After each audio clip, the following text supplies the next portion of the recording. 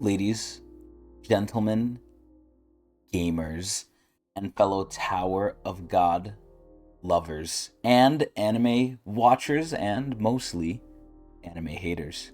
Welcome back to the next episode of the review of the Tower of God Season 2 Anime Bonanza.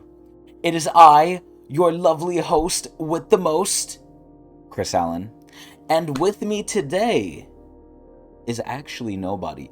Believe it or not, sadly, I actually have to do this episode review on my own. My illustrious guide, the hairline, also known as Adrian, is sadly not with us today. He is on vacation, and the place where he's at basically has very bad connection, and he's busy. So rather than delaying the episode, we thought it would be best if I would do it just on my own here. So here I am. It's going to be a solo venture for today. Either way, that means that if there's any opinions you have about hairline, get him out here in this episode because he's not here. He might not see it. Granted, if he does, everyone say happy vacation to Adrian. We hope you're doing well, Adrian. Everything's all good. But if he's not here, we could shit talk him.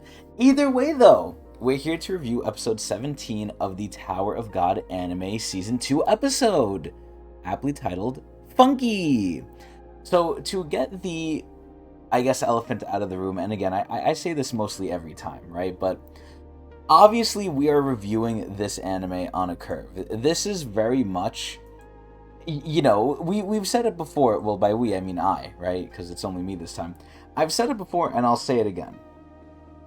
I'm already going into this with not rose-tinted glasses, but shit-tinted glasses, because oh golly gee lord. And I was thinking about it while I was watching this episode, right? Because I look at these episodes with a hopefully critical eye, and I try and see certain things, right? I try and see, like, okay, how good is it, this and that. And obviously we're 17 episodes in, right? We kind of know what to expect at this point. So I kind of go into it already knowing that the visual part is not going to be good, so I kind of grade it on the rest, right? Basically, how well are they following the source material, the manhwa, which of course we'll go over soon. But just how well do they do things? Because there is some parts that do genuinely surprise me. And by surprise, I don't mean that they're good, right? I always have to kind of make the stipulation and say, like, okay, they're not good, but it surprises me based on what I'm expecting, right? Because at this point, I'm expecting them to ruin most things. But oh golly gee lord, what the fuck happened this episode? My dear lord. So we start here, right? And it's been, it's been a little bit since we saw the last one. So I was like, okay, where are we kind of at? Because stuff is going on, stuff happens, a new day, a new dollar. And I was like, all right, where are we at, right? So I see these two deer and I'm confused. Now, as we go in this episode, we finally basically get to the arc of these. So number one, straight off the bat, right? I'm going to put this disclaimer here. This probably is one of the worst episodes I've seen, and I'm not sure fully on that. I don't know if I want to fully ascribe to that, but I'm just guessing here because from what I remember when I read the actual source material versus what we got here, my god, number one, did they try and cram a lot into one episode, but number two, it just wasn't good. And this is again where I'm sort of thinking about it while I'm watching the show, right? I'm thinking, well, the story is decently good, even though they are condensing it and they are glossing over a lot of stuff. They just basically have to make sure they don't ruin things, right? They don't just outright change certain things, which I think in this episode they kind of did, but we'll see, right? But the biggest thing is the payoff, right? The story is good, and in these episodes there's a lot of setup, right? This is mainly, sad to say, a setup episode, which hopefully is leading to the big reveal next episode, which again we'll see what it is at the end of the anime review here. But man, I feel like they did things just wrong. They did things poorly, which is not anything out of the usual. But usually in these animes where there's a lot of talking and there's a lot of setup, especially with the world or with the characters or with the environment, right? What's about to go on, what's about to go on, what's about to happen. There's usually the payoff of the fight is at least good. And we know, right? The time for copium is done. There's no more copium left. The tank is fucking empty. We're almost done with this shit. And you know, there's no payoff at the end. There's no light at the end of the tunnel, man. Like I will be shocked. I will eat my words and I will pee up into my own face, right? If for some odd reason, the last shred of hope is maybe they saved the budget for the last episode, but they didn't because they just can't do shit. And by that I mean the animating studio. But either way, first things first, Archimedes looks kind of low detail, looks really wrong with the sizing. Obviously, the anime, as always, as we've said before, does not get sizing right. This doesn't look right. It doesn't look as huge as it actually is. Either way, we go forward, we see the deer. We finally get our first look at Madarako here. So Madarako's really cool, but not really. This is where they kept his like weird smile from the manhwa, and again, we'll see it soon. But this is where I think it's kind of not as bad as what happened to Ran, but kind of similar. Where Madarako in the manhwa, and it could be because the art was a little bit of an older style, but Madarako in the manhwa looks more of like a creep. He looks more of like a cretin. And this shit right here, just to kind of show it. And here we have Io and Funk as well, two people. Here he looks too generic, and that's one thing I've noticed. They don't do well, they being the animating studio. The animating studio doesn't do well on making people look too distinct and too different. And I always try and give the benefit of the doubt. I always try and be devil's advocate and say, oh, maybe they just didn't have time. Maybe they just didn't have budget. I think it's because they don't have skill, sadly. Again, I always say this, and I feel so bad because I don't want to shut down anyone's livelihood, but at the end of the day, if this released like 10, 15 years ago, this would have been pretty good. Here, it's like, no. Either way, we got some very nice fan service in this episode. I honestly might make this the thumbnail. We'll see. But this was amazing. We also got some feet pics as well. Let's see if that shows up here. I think yep, right there. Right there. We got some Endor feet. So that was pretty cool. We got her booba. And this is where they can't even be consistent with this, because here it obviously looks okay, right? Later on, I don't know if I'll be able to like actually find the frame, but later on there's a point where she's doing an interview, and oh my dear lord, she looked like she was wearing a grandma bra. Like her bra enlarged, but her boobs didn't, and it looked so wrong. Where it's like, oh come on, like you can't even get the fan service right half the time. Like come on, man. But either way, here we're showing all the people. Here we see Madarako close up. Again, he looks more just like a generic old man. I think in the manhwa he looks creepier, but we'll see. Here we get a picture of the stadium that they're all going to be competing in for the workshop battle. Actually, the workshop battle at this point. And we're getting a lot of background, right? This is where one of the major things that I feel like they did wrong. Oh my god, look at this. Ugly, ugly. Oh god, I want to throw up. But one of the major things they did wrong, aside from just make this travesty look like this, is there's a lot they laid on us in this episode. Again, I feel like in the manhwa they're going to explain a lot better, but I feel like a lot of things, if you're an anime-only enjoyer... Now again, this is maybe wrong of me to assume, because I know what happens, and I know what was supposed to be here. I know kind of the things they skipped over. And it just seems like there's a lot of things that you just kind of have to just not question that happened in this episode, where in the previous episodes, I thought, okay, they were kind of rushing, but it's being done decently well. I don't think it was done well in this episode. I honestly think they went too fast. Like, I'll get to the points, but essentially, here we go. They're questioning Madarako, blah, blah, blah. We have the opening, which is still something over me. This is where, again, right, just more examples of the anime being low quality. And this is the ironic part, too. The ironic part is on TikTok, right? Right now, what also is being released is a couple of things. Uma Musume, which is an anime about horse girls racing, and Blue Lock, a soccer anime, both of which I haven't seen, but I've heard about. Uma Musume is a gacha. And I believe I've talked about this before. I don't know if I've talked about it in the manhwa reading episodes or in the last anime episode, but I'll TLDR it for now.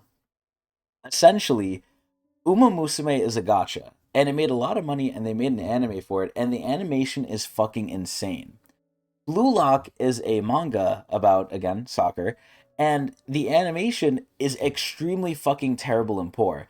Now, it's kind of become a meme to sort of meme on Blue Lock for its animation, because it's just that bad. And I've seen a clip of it too, it's fucking disgusting. But it gets to the point where it's like, not only are they memeing Blue Lock, right? It's near the level of oh my god, what the fuck was this stupid show called? It was really bad too. Record of Ragnarok. Record of Ragnarok had similarly poor animation, and sadly, but not, wrongly, this is where it's correct that they do this. Sadly, they put Tower of God animation in that little trash basket, and it's so sad, but it's so fucking true. Now, again, it's unfair to freeze frame everything and kind of pick it apart and dissect it, right? Here we have Shibisu. His legs obviously look lazy, his feet look lazy, his face is like. I didn't even know this was Shibisu for a second. I was like, is this just a random background character? Who is this? But no, it is in fact Shibisu. If we keep playing the clip, here he is, right in all his glory, sadly. But it's just, man, the fact that Blue Lock and Tower of God are paired together as the worst animated shows is just so fucking sad, man. It's not doing us any favors, and SIU never gets favors done for him. SIU being the creator of Tower of God. But either way, yeah, so it's just like, man, this shit's getting memed on. Here we obviously see, Anak bullying him. This is where, again, they introduce a lot of things, and there's some good parts here, I think, right? And it's mostly to do with things that were never in the manhwa in general. I think the sound is always decent. There's a certain point, right, where over here we see Rack, and this is another pain point I had. Oh dear God in heaven and hell. I think they did Rack absolutely fucking terribly. I think at some points he looks okay. I think they tried to chibify him. I'm honestly not sure what they did to him. But at some points he looks alright. Like here his eyes look a little bigger. And sadly I forgot to do this, man. I forgot to do this before the start of the episode, but I wanted to see how Rack looked in season 1 of Tower of God to kind of have a reference, because I don't know if I'm misremembering it. I don't think I am. And here they obviously tried to copy the manhwa. I'm pretty sure we're going to see this in the manhwa as well. But there's just parts where Rack looks fucking terrible. Like, oh my dear lord. Let me see. Like, his eyes look so big. It really looks like they tried to make him chibi. It's so weird. Here we have these two clowns, which look, again, way different from the manhwa. I don't know why, but I feel like Quietro's eyes are the most inconsistent in the entire show. They're the ones that are mostly uneven. But he's just also really plain. Here we see one of the worst things I've ever fucking seen. Like it made me want to throw. So here we have Rack, right? And Rack is angry at Kun because Kun isn't doing anything with Bomb. Oh my god, when I saw this, I had to replay. I was like, no way did I just see this. I almost spit my food out. Ooh, ooh. So one thing you'll notice they're doing is they're zooming in on things. But the common thing is they can't do fight scenes because number one, it looks horrible. But number two, it feels like it's slow motion. Like, what was that? I'm not slowing this down, by the way. Like, oh god, this is so ugly. Like, they don't feel like they have any weight. This isn't even an animated thing. It's so bad. I don't know, man. Rack to me looked absolutely weird and terrible and ugly. Like, it didn't look how I expected him to. At some points, it's alright. And when I say alright, I use that term very loosely, but oh my fucking god, like, Rack just looks terrible and all these things. Like, look at this shit. This doesn't look right to me. I don't know why.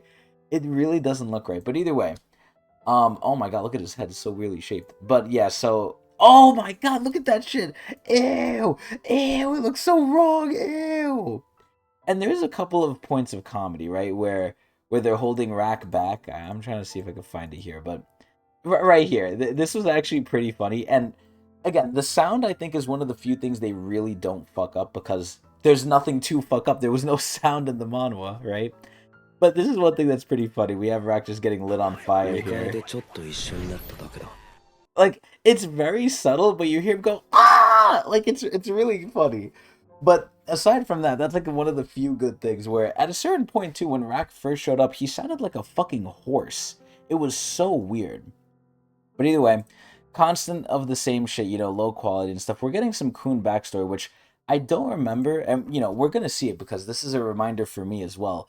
We're gonna see if this was in the manhwa as well, but I think for certain things they definitely excluded things, and hopefully we'll see that if I'm remembering correctly.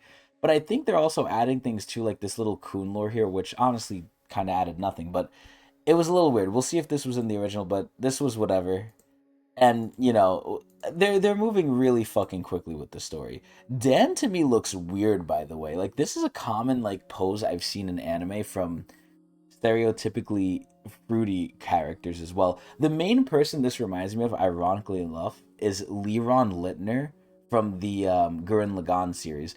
This is Liron Littner's like favorite pose, And again, it's a character that's fruity. Nothing wrong with that, but for some reason to me, Dan looks really weird though. But either way, a lot of this episode just consisted of like really rushed stuff, and this is one of the biggest things here too.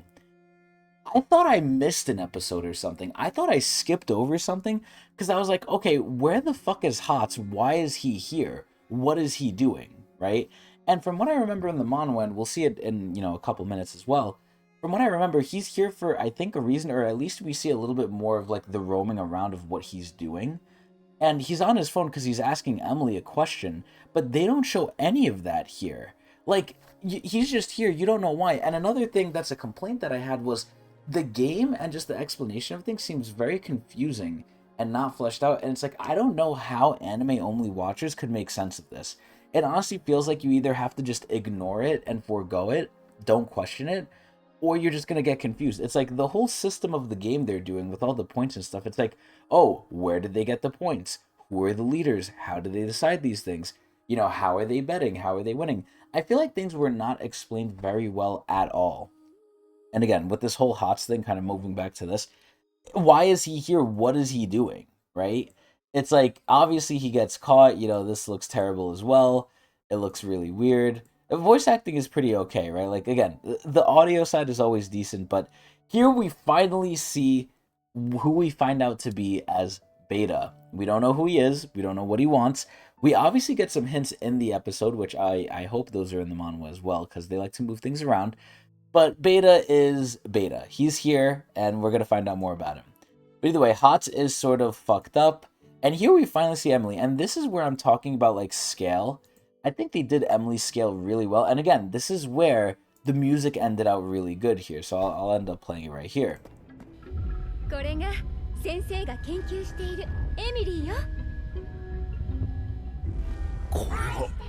So you hear like this like background like buzz, and I think there might be like a heartbeat or something, but every time Emily's on screen or anything with the workshop, I actually think they do it sufficiently creepy. Where like, number one, this looks pretty good, right? Like you see there's some reflections and stuff. It's pretty nice.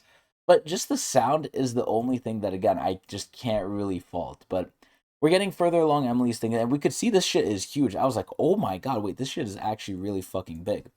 Here we see that Sophia, in my opinion, looks a little crazy. Her eyes are also misaligned as well, so that's great. But, here we're getting a little bit more of the lore of Ilmar and Kasano, and this is where, again, I feel like they skipped things, right? Like, I believe in the manhwa, Ilmar and Kasano, aka Horyang, they get together and they kind of talk more. This is where they really are, like, bunching stuff up. And here we see, oh, I wonder who this is, right? So here, this guard takes off his mask. Whoa, I wonder who that is. For those of you who can't remember, I won't spoil it. But this is a very important character right here. Very, very important. So yeah, we might see it in the manhwa. But here we have the actual stadium where it's going to happen. This is very reminiscent to me in terms of like Hunter x Hunter or something like that. I don't know why, but in a lot of animes, they just always do like a battle in a stadium in the middle on like a little platform. So nothing out of the ordinary, but either way, here we see this whole crowd which looks very low quality. And this is weird for Tower of God, because when I looked back at this, I was like, okay, in Tower of God, we usually have a lot of different races of people.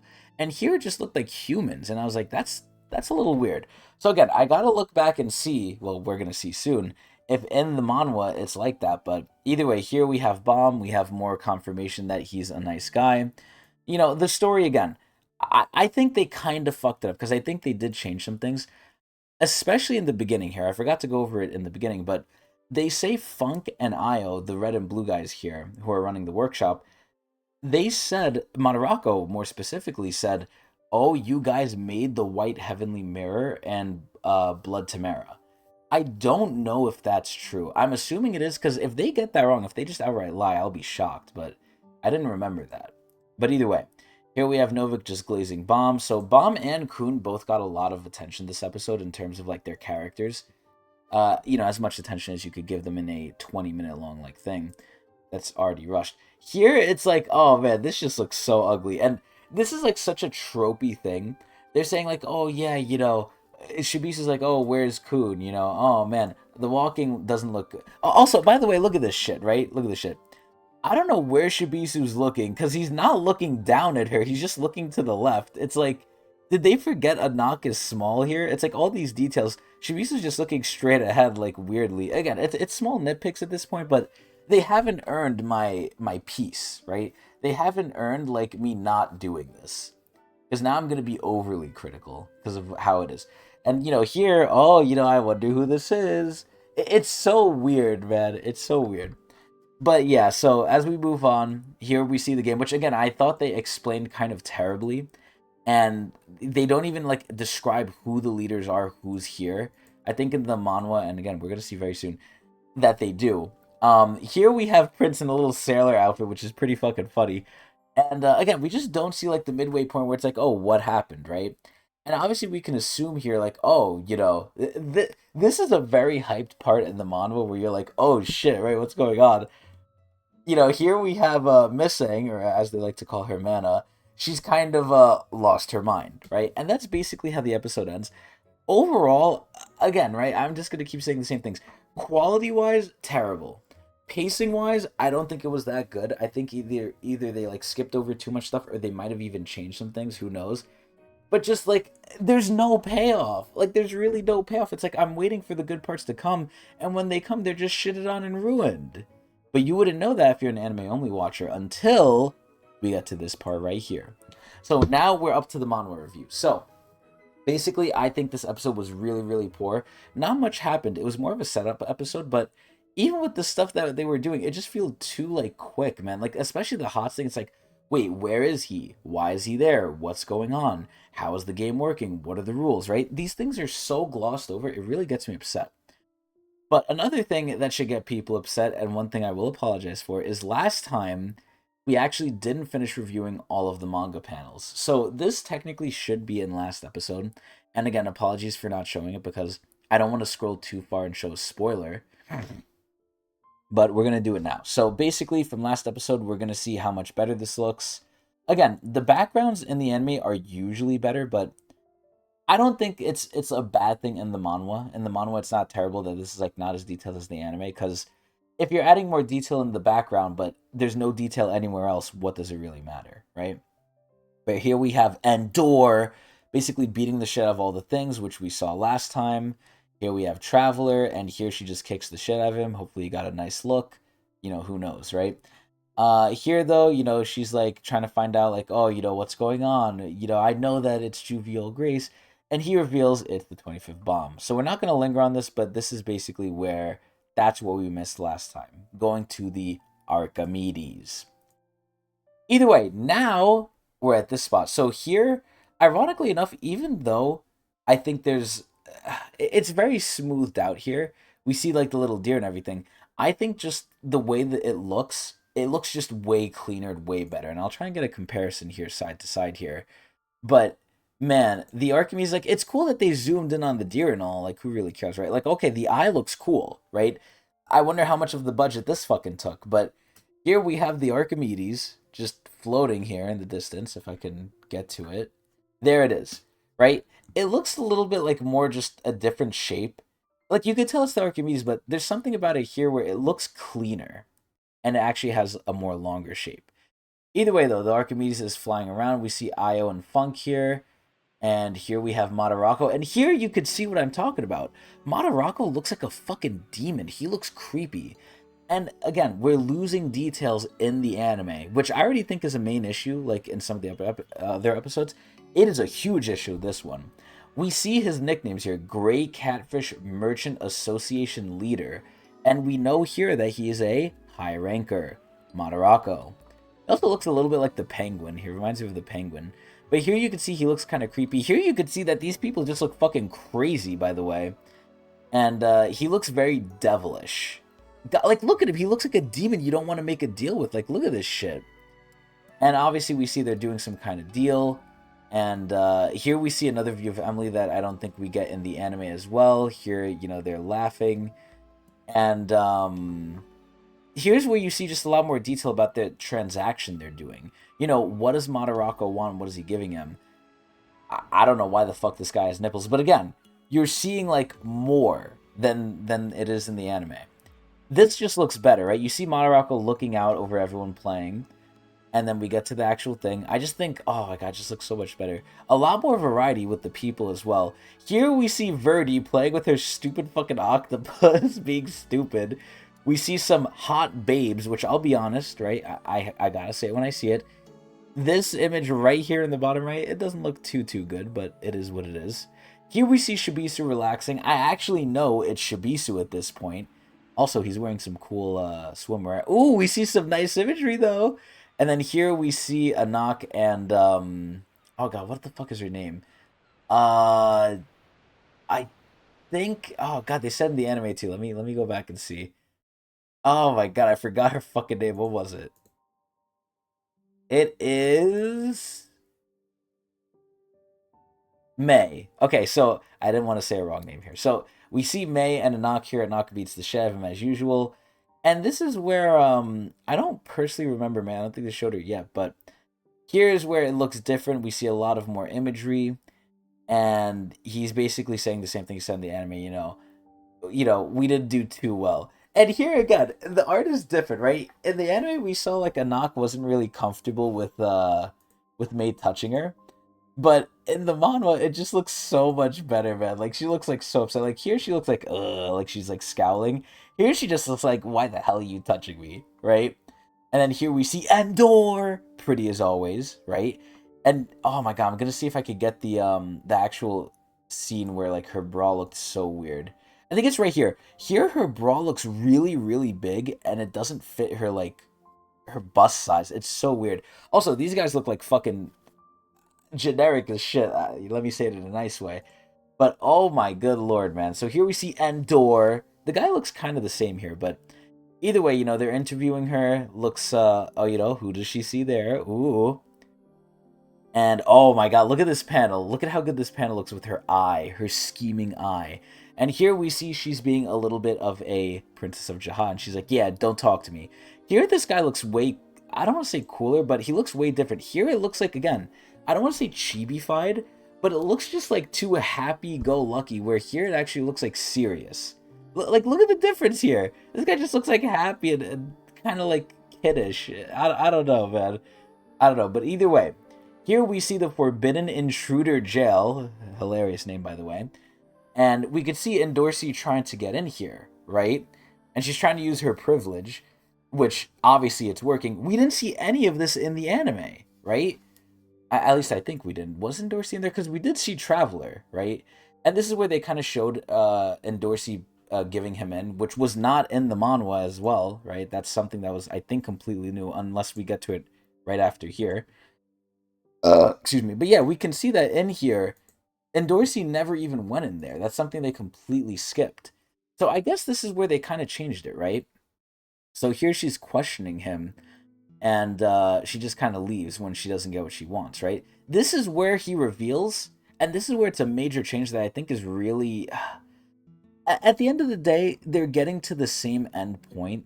Like, at the end of the day, right, and Dorsey knows that he wants help to save Emily, but at the same time, it's wildly different from how it actually happened. Like, I don't think this is a good thing. But either way, Endor is hearing him, right, and then at the end of the day, it's left very ambiguous.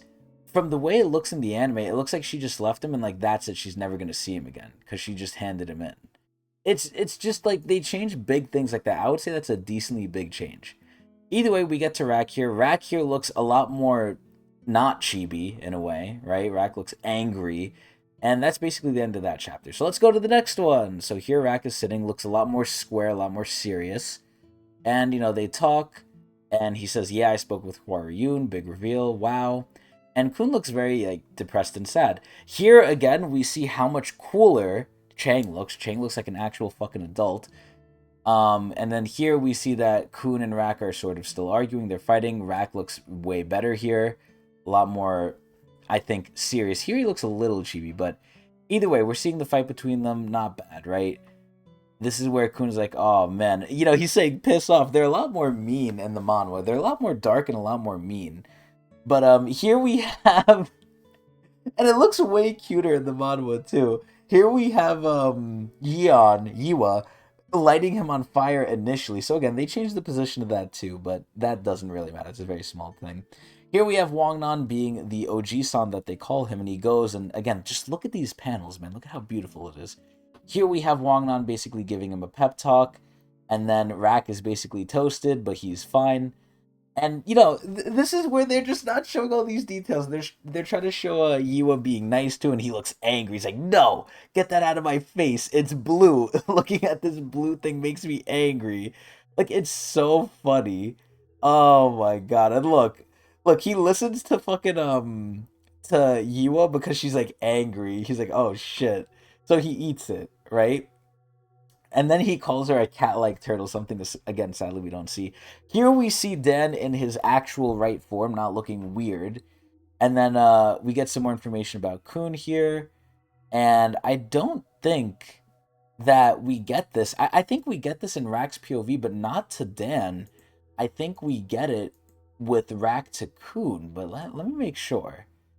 So so here you can see there's more interaction that they just sadly skip over, which is weird because it looks like they added like this whole thing with the traveler, right? And it's like, why are they adding that? Where obviously they skipped other parts, but they decide to add that. It's so stupid. But here Rak comes in. Rak obviously is like small, and they show it in a very funny way in the manhwa, or sorry, not the manhwa. In the anime, why would they add something this good? They wouldn't because they're stupid. Either way, Rak is saying like, "Oh yeah, I was happy, right? We could go up the tower again." And so they kind of took half of the conversation that Rak had with Dan and just shoved it into here with Kun, even though it wasn't even all of it. And it's just so stupid. Like, what are they doing? They're just changing so much shit. But either way, Kun is getting his second wind here from the pep talk from Rak and from Wang Nan. And here we have Bomb. Cool. So here we have Hots, and this is the big thing that upset me because I remember this kind of well, right? So this is where Shibisu showed Hot's Emily, right? Because we're like, oh, where's Shibisu? What is he doing?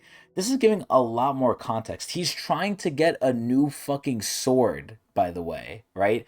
That's why he's here. So with this little bit of context, you now realize why he's here, where he's going. You have no clue in the anime where the fuck he is and why he's there. It makes no sense. Like, are you just assuming he's roaming around for no reason? Then how come later on when they say, "Oh, how'd you get in here? You're not supposed to be here." Not supposed to be where? Where is this? Here we actually know, right? He's getting led to a store, which is called the Eggcorn Workshop, which I don't know why they translated it here and not in the anime for some reason. But, it is what it is. Anime always lets us down in every single fucking way possible. But, yeah, this is the Eggcorn Workshop. Granted, I am not watching this in English. I'm watching it in Japanese, so I doubt in the English one it's even in English, though. But either way. So this is where he's trying to find the sword using Emily, and he's saying it looks like a restaurant, and, that's where that ends off. A lot more context was provided. Here we get a nice little view of Endor being sexy. Cool. And obviously we see a lot more details, right? She's reminiscing about what's going on with Traveler. She's like, okay, what's the thing? We're getting a lot more Traveler lore, which again, he gave it to her in the other situation they fabricated, which is the same thing that happened with Kun and Rak that actually happened with Dan. So they're just taking the information and they're putting it in a completely new way. I guess to save time, but I don't know. And then this is where she's obviously using Emily, and this is where she's being, kind of selfish, but she's a princess, oh well, right? And then we go back to Hots. So Hots comes here. He's trying to press the door. He's like, okay, there's nothing here. I don't know what's going on, right? It shows a lot more of like, oh, it's not just too quick. It's not just shoved in. And in the anime, it looks so fucking bad. Like in the anime, they're right down the hall from him. It's like, how the fuck did they not see him? And this, he's above them, and he's like, oh shit, why are they here, right? And then he hides. This just looks 100 times better, as it usually does, in the manhwa. So here he sees them go in, they open it, and he's like, okay, let me follow them, right? Because obviously this is the guy that beat him. And here we see a lot more talking between Ilmar. Well, not a lot more, but obviously, again, more details between Horyang and Kasano. And then they go, and we get the big reveal, which I think looks way better here with the lighting, with Sophia, the person who, if you remember in the anime, raised them. Also, one big thing, Horyang as a kid looks fucking ugly in the anime. In the manhwa, he looks a lot better, personally. Like, I don't know why they made him look like this, man. Like, what the fuck? Let me see if I can get the side-by-side here. Where the fuck is it? Oh, there. Oh, God, I just missed it. Here we go. So, look at this, right? He looks like a little nerd here, right? He looks like whatever. Again, very generic. Here, he looks happy. He looks like his face is more rounded. It's all these little things, man. But either way, he says Miss Sophia. Obviously, he's a fucking giant now. He's like enveloping her. But here she's saying like, "Oh yeah, you're so much more of a man," right? They did this in the anime, but they didn't get the dialogue right. I feel like they did a really big swing and a miss here, where it's like, "Oh, you're taller and bigger. Your voice is deeper too." She's describing it. She's adding our favorite word here, details. Either way, here it just looks way better in the anime. It looks weird because of the camera angle, I think. Actually, it looks okay, but you can see Horyang has to kneel down because she's so tiny. Still think it looks kind of better in the manhwa though. But either way, Hats is spying on them. Looks very nice, and then oh no. So here he's seeing like right. Oh, I think their key to the secret powers is in this workshop. He's putting things together. He's having an inner monologue, right? A lot more than we get in the anime. And then here they actually show Beta very differently. Here he's literally attached, and he has like all this shit on his face too with these veins or whatever the fuck it is. And he's attached to an IV bag. And you're like, oh, what the fuck?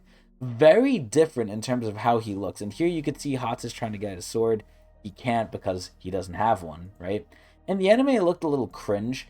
And again, it doesn't look completely terrible, but it's mostly not good, man. And again, this is where it's just like, I'm just so confused, right? Kasano is looking at him saying, "Who's there?" It's like you're staring right at him. It's just oh my god, it's just so bad. But here, I think Beta looks a lot more creepier than in the anime than he does there. They throw Hats in jail. They actually give him cuffs in this one. And this one, what do they give him? I noticed there was a difference here too. Let's see. Sadly, no fight scene. Whatever. So here it looks like they just kind of put like cloth on him. It doesn't even look like metal. Here it looks like they put some metal cuffs on him. But here, they're just locking him up, and then they're introducing Beta. And then here it's a little bit of I don't know if it's a mistranslation. It could be just, translation difference. But in the anime, he said he's not interested in defective products, which is a big hint on what's going on here. And here he's not interested in halves. But either way, Sophia describes that they're the brother, and then she shows Emily, which, again, in the anime, I think they did this pretty well. The sizing is pretty good, because in the anime, it's shown to be big as shit. The sound, I think, definitely helps, and the visuals were actually decent. This is the only part I think was good. Here we get like a side-by-side shot again, where, again, this is one of the rare, rare times that I think they did it better. Look at that. The angle is good. The reflection is really what's doing it for me, and the sound, like I said. Here it looks pretty good too, but I think that was the only part I think they hardcore did better in the anime. Here, though, is where we get the big reveal on who this is. If you don't remember, then, apologies, but this is basically Lara Rowe from Season 1. The person who gave them, like, their first couple of tests on the test floor. So, oh my god, why is he here? And why is he hot, right? So either way, we're going to keep going. We're going to start the actual workshop battle in the next chapter. So this is probably the last chapter we're going to get to with what the anime covered. The workshop battle is going to begin. So here we have a way cooler look, because also I believe they're in different attire as well. So let's see right here, right? When they're walking, we see all of them together. So I think the manhwa does a better job of like showing them, and the general theme is they look more badass. Sadly, when you show something like them right here, right? They're all walking. First of all, the walking looks whatever, right? We know they can't do that too well. But when they show them here, they don't really show them in any like cool way like they do in the manhwa. And they don't fucking change their things, man. Like, oh my god, let's see if I can get a really good shot of it. So Bomb's wearing like just regular clothes here, right? Kind of reminiscent of his teacher, Jinsung. And here we can see Jaja in the bunny outfit.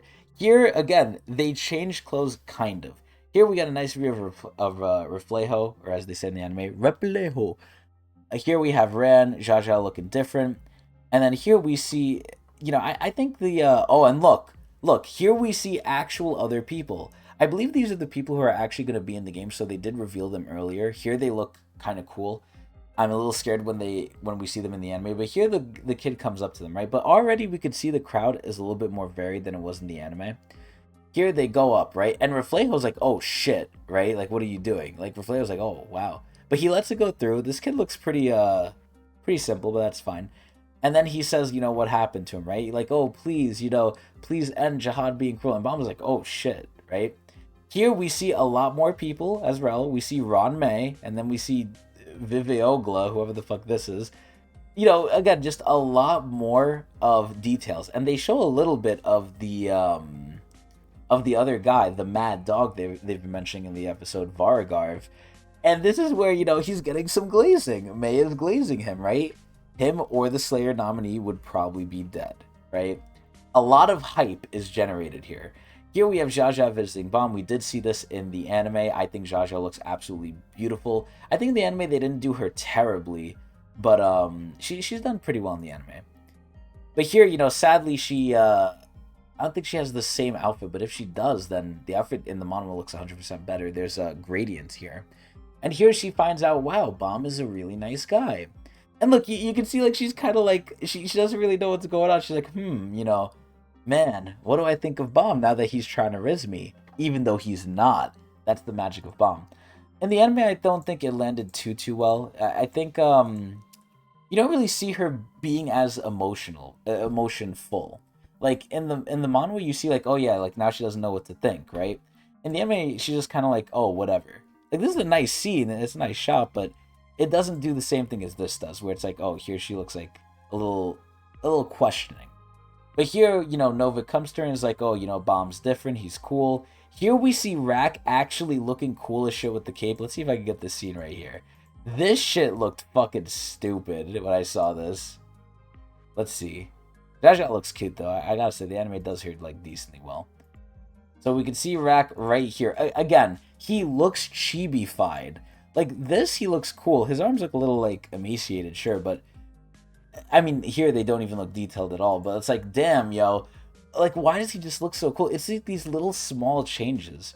Here we have Shibisu and Anak walking along, and here we see a lot better thing of Kun, where he's more hidden, number one, right? Because obviously if you didn't know, this was Kun. If it wasn't obvious. But it's like these big things they do, which are so heavy-handed. It's like they have no tact. But either way, we have Io and Funk here, which in here they call him Punk, so again, that could be a mistranslation. Who really knows, right? But here we see Beta in the crowd. We see a lot more of a varied crowd as well. Again, details. And this is where they explain a lot better how the game works, right? So here they're going to introduce the 10 gamblers, so we actually know who they are, right?